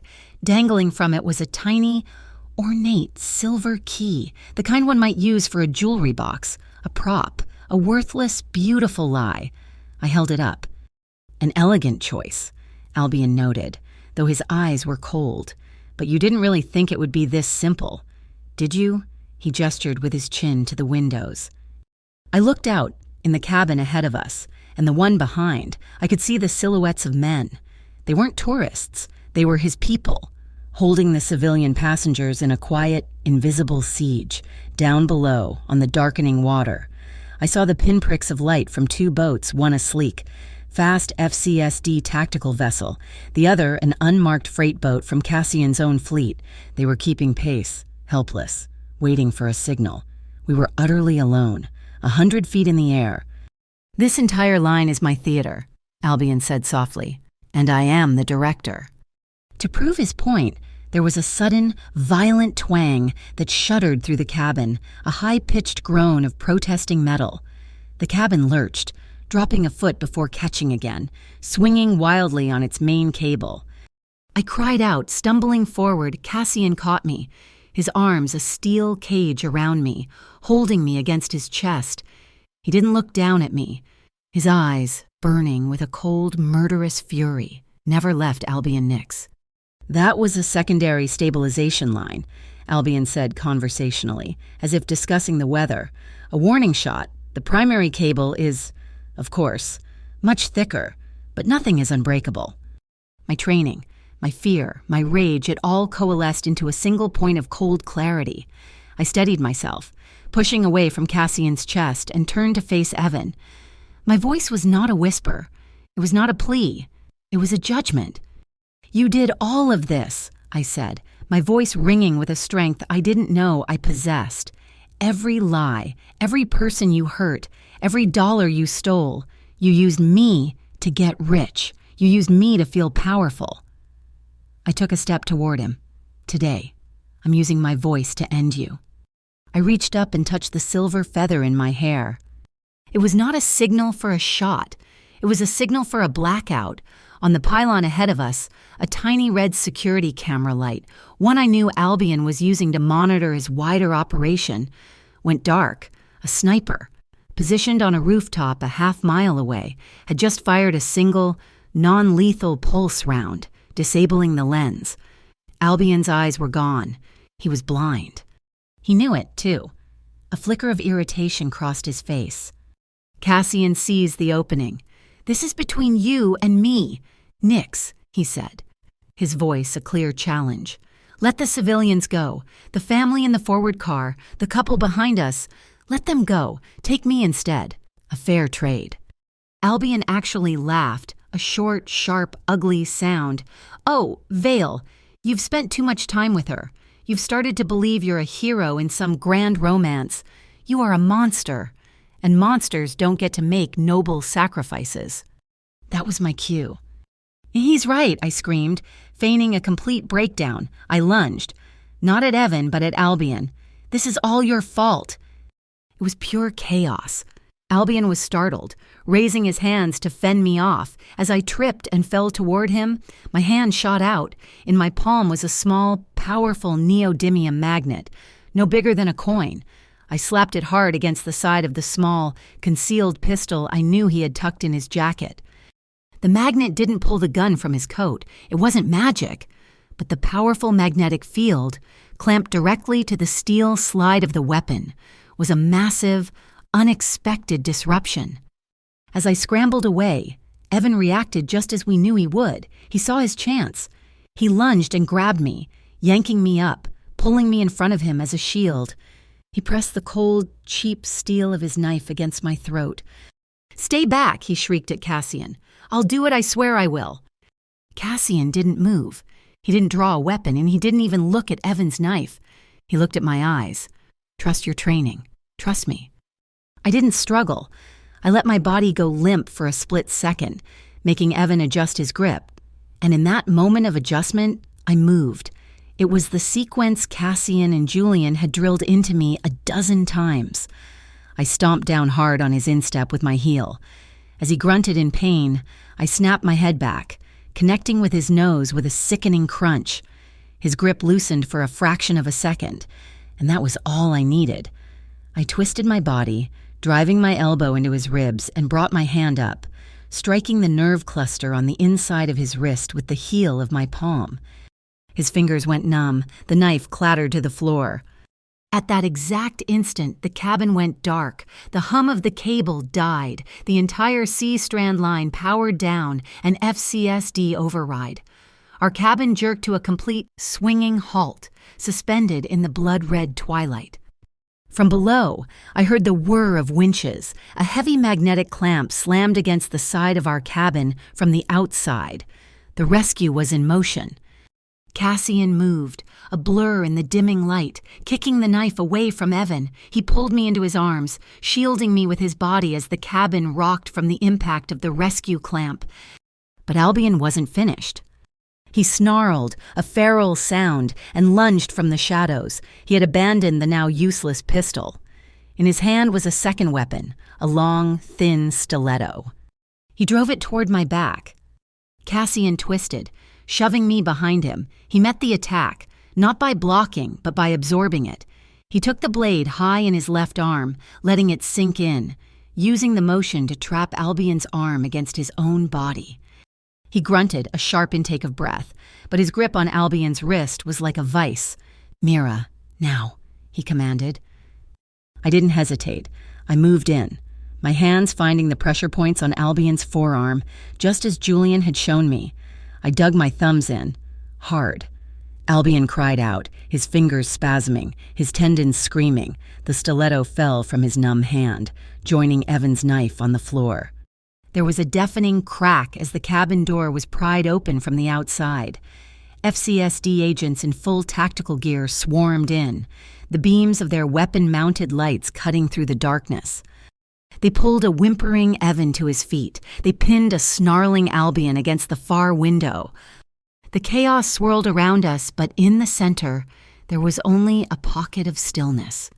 Cassian stood over me, his face pale in the strobing lights, blood soaking the sleeve of his dark suit. He ignored the agents, ignored our captured enemies. He looked only at me, his breathing ragged. "Are you okay?" he asked, his voice rough with pain and concern. I reached up and touched his face, my fingers coming away clean. I looked at him, at the man who had taken a blade for me, the man who had trusted me to be his weapon and his partner. I smiled, though my lips were trembling. "I'm okay," I said, my voice shaking but clear. "We're okay." We were winched down from the sky in our broken glass box, a strange, silent procession of victors, vanquished, and law enforcement. The ride was slow, methodical. As we reached the ground, the doors were opened, and the cold, real air of the city rushed in. Albion Nix was led out first, in silent, seething fury. His wrists were in cuffs, his perfect trench coat rumpled. He didn't look at us. He was already in his next game, plotting his next move from a world of steel bars. Then came Evan. The fight had completely drained from him, replaced by a whining, desperate panic. "I'm a victim here," he screamed as the agents pushed him forward. "She set me up. He made me do it. I'm a victim." I didn't say a word. I just watched him, my face a perfect, calm mask. I watched as they put him in the back of a federal car. He looked at me through the window, his mouth still moving, his eyes wild with the terror of a man who has finally, irrevocably, run out of lies. And in my silence, in my complete and utter lack of reaction, I closed the book on him. He was a chapter, a painful, messy, defining chapter, and I had just turned the final page. The weeks that followed were a blur of legal maneuvering and corporate restructuring. The FCSD signed the official agreement, formally documenting the Hollow Crown's full cooperation. The MOCD, armed with our blacklist, moved with ruthless efficiency, seizing every tainted asset from the Arcturus Combine and the Continental Freedom Bank. True to my conditions, the second Tide Fund was established, and the first wave of payments went out, silently erasing the fraudulent debts of hundreds of people who, like me, had been slowly drowning. Cassian held up his end of the bargain, and then some. The shadow divisions of the Hollow Crown were not just dissolved, they were dismantled, their data wiped, their operatives given severance and a one-way ticket to a legitimate life, if they chose to take it. What rose from the ashes was TrueCrest Freight, a fully incorporated, publicly registered logistics company. The official founding document listed two names as co-founders, Cashin Vale and Mira Caldwell. My name, no longer a liability on a stolen credit card, was now an asset on the charter of a multi-million-dollar enterprise. The change was felt even at Glass Row. The silent, imposing guards in dark suits were gone, replaced by a uniformed, professional security team from a licensed firm. The penthouse, once a fortress, was slowly becoming a home. A week after the C Strand incident, Cassian came to my old apartment, my tiny, cramped space that now felt like it belonged to a different person from a different lifetime. There was no silent sedan, no driver. He came in a simple black town car that he drove himself. He stood at my door, his left arm in a sling, the wound from Albion's blade still healing. In his good hand, he held a small, clumsy bunch of wildflowers, the kind that grow on the side of the road. They were a little bit wilted. "I can't promise I'll be perfect," he said, his voice quiet, stripped of all its command. "I don't know how, but I promise I will be transparent with you, always." I didn't say anything. I just took the flowers, stepped aside, and let him into my life. We didn't go out. We stayed in my tiny kitchen, a space smaller than his walk-in closet. We decided to make pasta. It was a disaster. He was clumsy with his one good arm, and I was a terrible cook. We got tomato sauce on the walls, on our clothes, on the floor. At one point, he tried to drain the pasta and nearly dumped it all in the sink. I started laughing, a real, deep belly laugh. And after a moment of stunned surprise, he started laughing too, in that small, messy kitchen, surrounded by the smell of garlic and spilled sauce. We weren't a crime boss and his consultant. We were just a man and a woman, making a mess, finding a simple, uncomplicated joy that had nothing to do with power or strategy. The intimacy we found that night was different, after the fire and desperation, after the high-stakes dance of trust and fear. This was something quieter. It was slower, gentler. It was the careful exploration of two people learning how to breathe again after being underwater for a very long time. It was in the way he looked at me, his eyes telling me stories his lips never could. It was in the way I traced the new scar on his arm, a permanent reminder of the choice he had made. It was a rediscovery, a promise not of passion, but of peace. The next morning, the headlines were definitive. Micro-laundering network collapses after whistleblower leak. My name was in the first paragraph. Not as a mall, not as a victim, as the architect of the corporate restructuring agreement and the key witness who had brought the whole rotten structure down. Evan was sentenced a month later. He got 7 years for wire fraud, extortion, and identity theft. He wept in court. I wasn't there to see it. That same afternoon, I went to a community center in a part of town I'd never been to. I sat in a circle of folding chairs with a dozen other women. It was the first meeting of a support group for survivors of financial abuse, funded by the Second Tide Fund. I listened as they told their stories, stories of stolen credit, of coercive debt, of partners who used money as a weapon of control. Their stories were my story. When it was my turn, I spoke. I told them everything. I didn't use names. I didn't talk about the Hollow Crown or the FCSD. I just talked about the fear, the shame, and the feeling of being erased. And then I told them how I found my voice, how I used the very knowledge my abuser thought made me a tool and turned it into a weapon to win back my own life. When the meeting was over, I walked out into the late afternoon sun, feeling lighter than I had in years, and leaning against the wall on the other side of the street, waiting patiently, was Cassian. He hadn't come inside. He hadn't interfered. He had simply stood guard, protecting my space to heal. His new power found not in command, but in quiet, unwavering support. He just smiled, a small, proud smile, and opened the car door for me. That night, he took me back to where it all began, the Blue Meridian rooftop bar. It was a quiet Tuesday, the air crisp and clear. The city lights glittered below us like a blanket of fallen stars. We stood at the railing, at the exact spot where I had first grabbed his sleeve. "It's different up here now," I said. "We're different," he replied. I reached out and placed my hand on his. His fingers laced through mine, a familiar, comforting weight. I leaned my head on his shoulder. "This time," I whispered, "there's no need to pretend.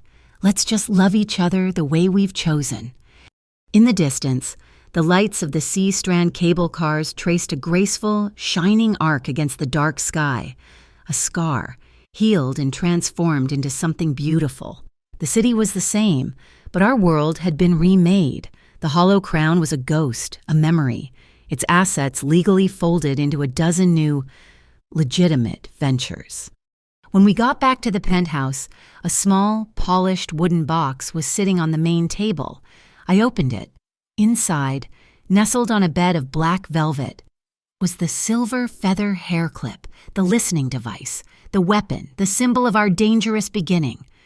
I picked it up, its metal cool and familiar. I walked into the bedroom and placed it on my nightstand, right next to the simple, brass key to my old apartment, the key to my past, and the symbol of our trust. Sitting side by side, the knots of my life, finally, beautifully, untangled. Cashin came and stood in the doorway, his sling gone, his arm now just a long, healing scar. He looked at the keys, at me, and a deep, peaceful smile touched his lips. "Let's go home," he said. I nodded, and we were. Thank you so much for listening to our story. I'd love to know where in the world you're tuning in from, so please drop a comment below to say hello and share your thoughts. If you enjoyed this journey, please subscribe to my channel, Mafia Boss Stories. Give this video a like, and consider hitting that hype button to help it reach even more listeners. Your support means the world.